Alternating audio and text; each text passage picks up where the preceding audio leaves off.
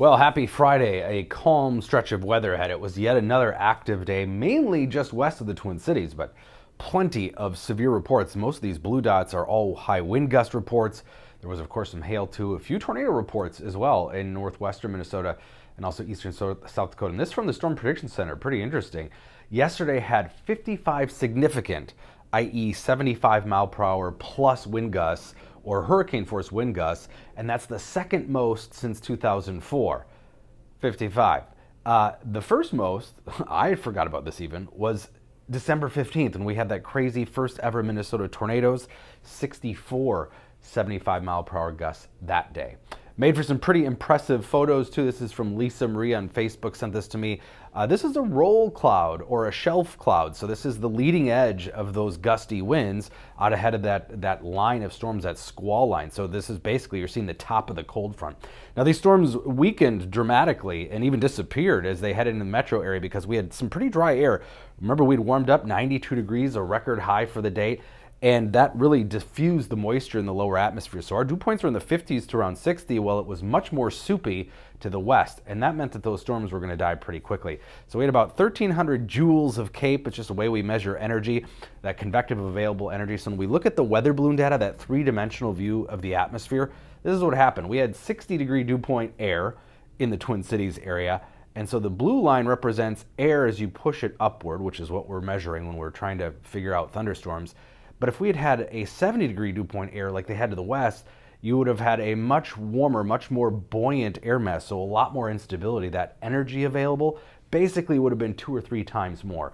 So that's why these storms, as they headed into the metro, died pretty quickly. But you could see the gust front. It still came through, a gust of wind anywhere from 40 to 58 miles an hour still across the Twin Cities, but just couldn't really sustain the line. And then eventually, this was about an hour later, you can see all of that really just dissipating to the north.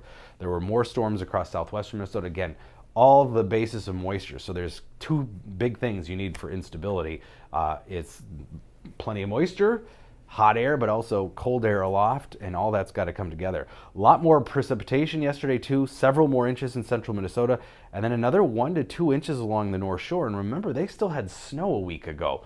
So they melted anywhere from a few inches to as much as a foot of snow in the course of a week, added more rainfall too. So the Cascade River, this is from Brian Hansel up the North Shore, is hitting the Highway 61 bridge now. That's how high the water levels are. Of course, it's been a wet spring for everybody, but there in particular, they've had a lot of snow, now a lot of rain. This is 7-day rainfall totals. Look at this swath of 5 to 6 inches across central Minnesota, and then even up the North Shore, 2 to 4 inches of rainfall this week on top of that foot of snow that some places melted.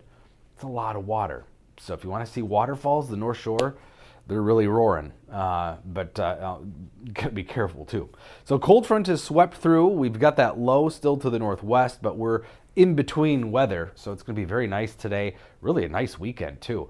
The only precip chances are some isolated showers in northern Minnesota Saturday, and then maybe we get skirted by an isolated shower late Sunday, and then the next more significant chance perhaps is some showers coming in Tuesday night. But that mainly looks like an overnight situation. So we're not talking about severe weather or really any heavy precipitation events, which is good. We need to dry out.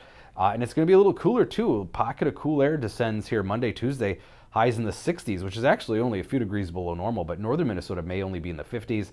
And then some warmth, maybe not crazy warmth though, moves back in late next week. Probably some 70s back, but by late next week, the normal high is about 70 degrees.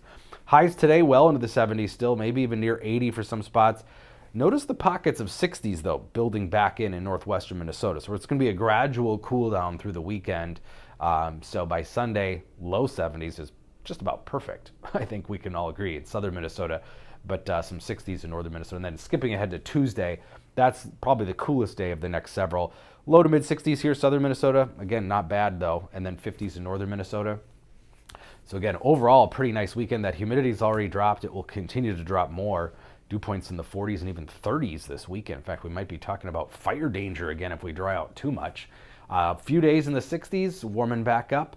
Some models even bring back in the 80s by the end of next week or next weekend. We'll see. But regardless, it will be warmer in the 70s.